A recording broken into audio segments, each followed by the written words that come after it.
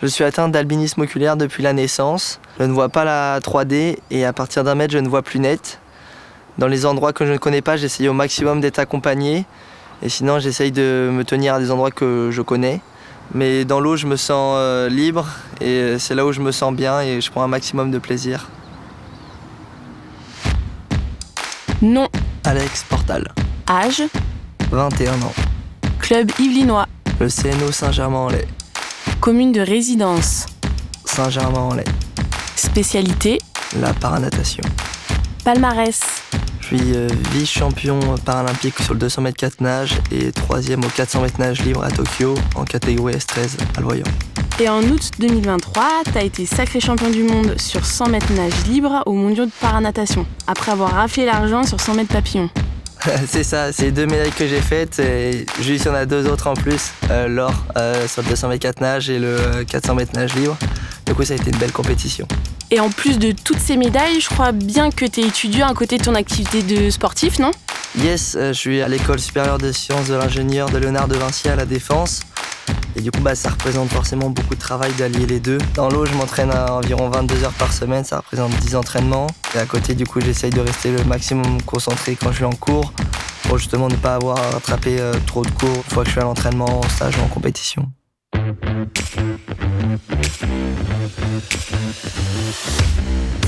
Moi, c'est Laurie Berton, je travaille au service sport du département des Yvelines et je suis une ancienne athlète de haut niveau en cyclisme sur piste. J'ai été vice-championne du monde de l'Omnium et j'ai participé aux Jeux Olympiques de Rio en 2016. Chaque mois, j'interviewe un athlète yvelinois qui prépare Paris 2024, l'occasion de découvrir un peu mieux le territoire des Yvelines et les projets qui y sont développés.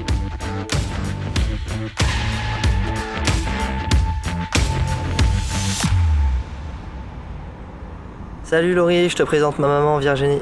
Bonjour Laurie. Bonjour Virginie. Alors je sais que vous êtes très présente auprès de votre fils pour l'épauler au quotidien et le tournage de ce podcast n'échappe pas à la règle. Tout à fait, mais faites comme si j'étais pas là, posez vos questions.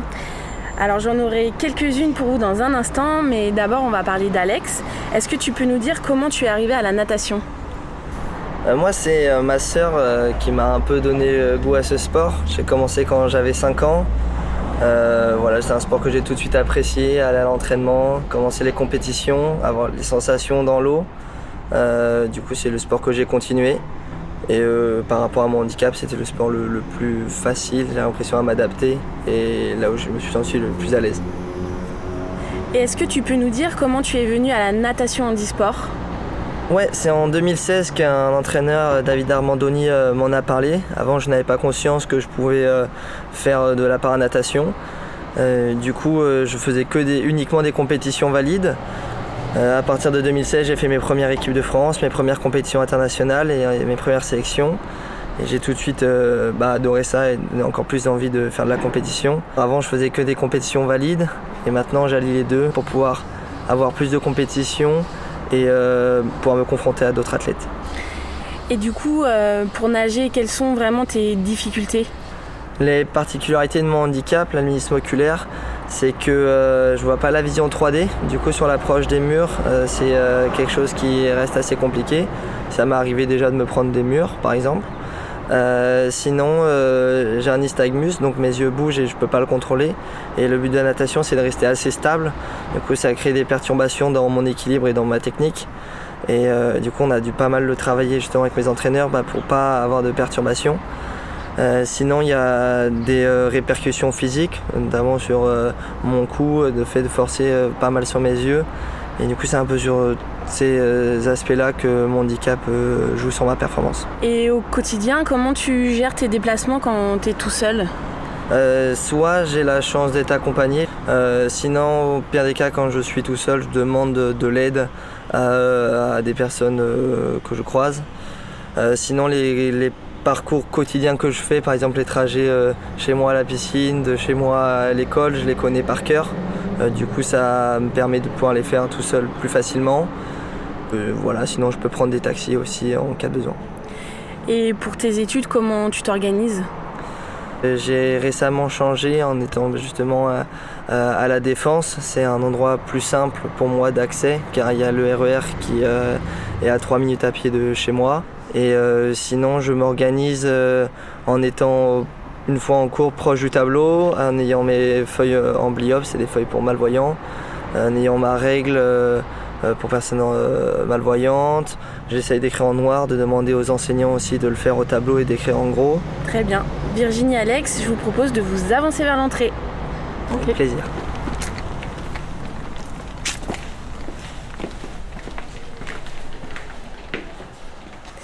Nous sommes au pôle autonomie territoriale Centre-Yvelines, guichet de la Maison départementale des personnes handicapées ou MDPH à Méret. Est-ce que cet endroit te dit quelque chose, Alex ? Yes, il me dit des choses parce que j'ai la chance d'être aidé par la MDPH, c'est avec l'allocation adulte handicapé. Dans le passé, j'ai aussi été aidé avec une aide humaine quand j'étais au collège pour pouvoir suivre les cours. Quand j'étais à l'université avant d'être à la Défense, j'avais des taxis pour pouvoir m'aider dans mes déplacements. Alors la MDPH est notamment un endroit où des professionnels évaluent les besoins des personnes en situation de handicap. Élodie Michaud, coordinatrice au pôle autonomie territoriale de Méret. Et ils répondent par la mise en place d'aides, par exemple pour le transport, pour l'autonomie dans la vie quotidienne, pour l'inclusion à l'école, dans les études et dans la vie professionnelle. Et comment ça se passe concrètement pour une personne en situation de handicap qui souhaite être aidée par la MDPH ? Alors, pour toutes ces questions, les personnes peuvent s'adresser à Allo Autonomie. Donc, on a un numéro de téléphone, c'est le 0800 801 100, ou elles peuvent être accueillies directement dans l'un des 8 pôles autonomie territoriaux des Yvelines. Ce sont des guichets de proximité qui sont là pour accueillir, informer et orienter les personnes dans leur démarche. Le pôle autonomie territoriale est là donc pour instruire et évaluer chaque situation et proposer des solutions adaptées aux besoins de chacun. Nous avons aussi développé un service en ligne qui s'appelle Ma MDPH en ligne, qui est disponible 24 heures sur 24 et 7 jours sur 7 et qui est donc plus rapide et plus simple d'utilisation. Je sais que les délais pour les traitements des dossiers sont parfois un peu longs. Est-ce que la MDPH a fait quelque chose pour cela ? Oui, c'était une des priorités donc, de la MDPH et de la Maison de l'Autonomie. C'était la diminution de ces délais. Alors pour cela, on a mis en place justement ce service, Ma MDPH en ligne, pour raccourcir un peu, simplifier les démarches. La formation continue des professionnels également et surtout la mobilisation de chacun. Alex, tu connais les aides mise en place par la MDPH ? J'en connais quelques-unes, mais certainement pas toutes.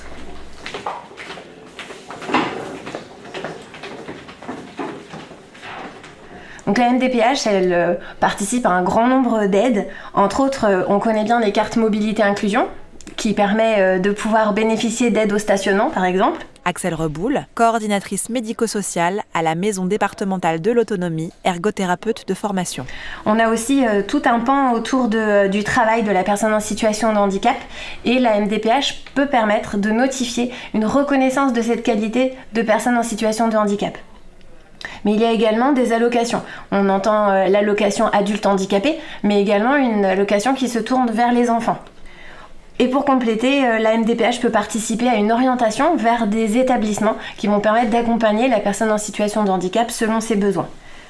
Il y a un gros morceau autour de la MDPH qui est la prestation de compensation du handicap. Donc cette prestation, elle va permettre d'aider la personne selon différents domaines.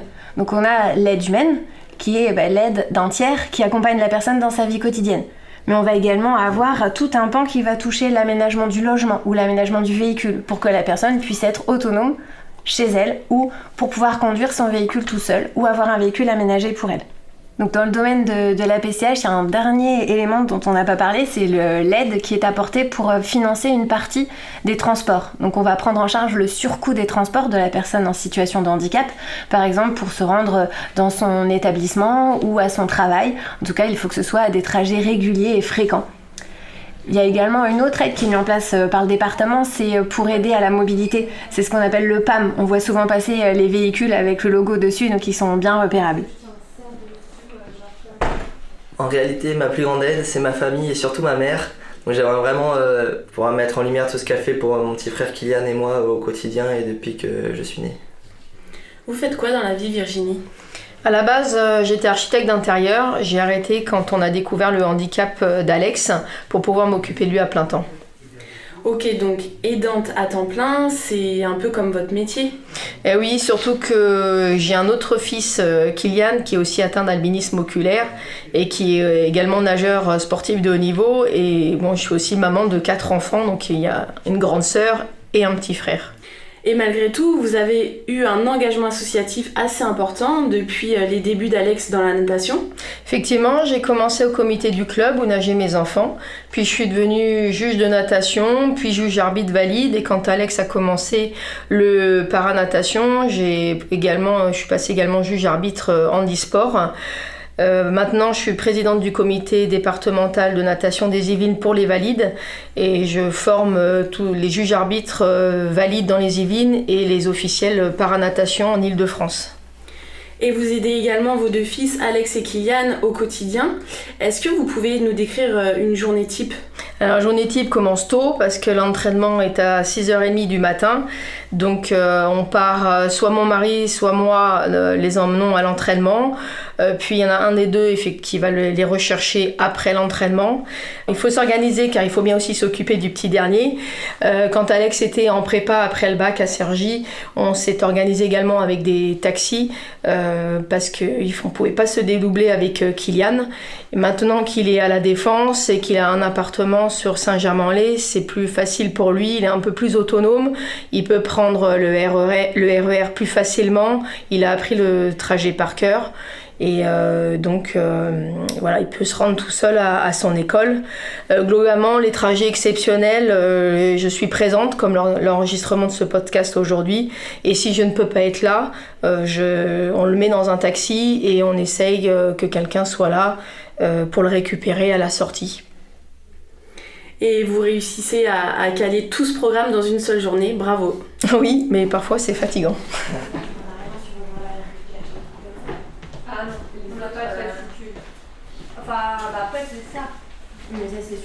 Donc en fait, on constate que les aidants sont très présents dans le quotidien et ils supportent une charge importante auprès des aidés, auprès des usagers, et ils tiennent une place primordiale auprès d'eux. Gaëlle Tabarki, coordinatrice médico-sociale à la Maison départementale de l'autonomie. C'est pour cette raison que depuis 2015, un droit au répit des proches aidants a été mis en place. Donc celui-ci est vraiment fait pour soulager les aidants. La MDPH, elle, de son côté, peut proposer des notifications d'accord d'accueil temporaire. Donc ces notifications, elles servent pour les foyers d'accueil médicalisés, les foyers de vie, etc. Et donc ce qui permet d'avoir des jours dans l'année cumulatifs qui permettent aux aidants de pouvoir se reposer. Et lorsque les personnes sont éligibles à la prestation de compensation du handicap, notamment à l'aide humaine, elles peuvent bénéficier d'un plan d'aide où là, il y a la possibilité d'embaucher un prestataire, de faire appel à un prestataire qui, lui, va pouvoir agir au niveau des actes de la vie quotidienne, donc aide à la douche, etc., à l'alimentation, toutes ces choses-là, et aussi pour les sorties à l'extérieur, donc notamment pour accompagner à des sports, pour accompagner à des activités, ou ne serait-ce que pour aller faire une promenade, etc. Dans les Yvelines, il y a des plateformes de répit qui ont été créées sur chaque territoire, ainsi que des centres de répit pour les enfants, donc c'est ce qu'on appelle des centres de répit par le loisir. Et pour plus de renseignements, les personnes peuvent se rapprocher d'Allo Autonomie ou du pôle d'autonomie territoriale. Et oui, car les personnes en situation de handicap ne sont pas les seules à avoir des besoins, d'où ce dispositif.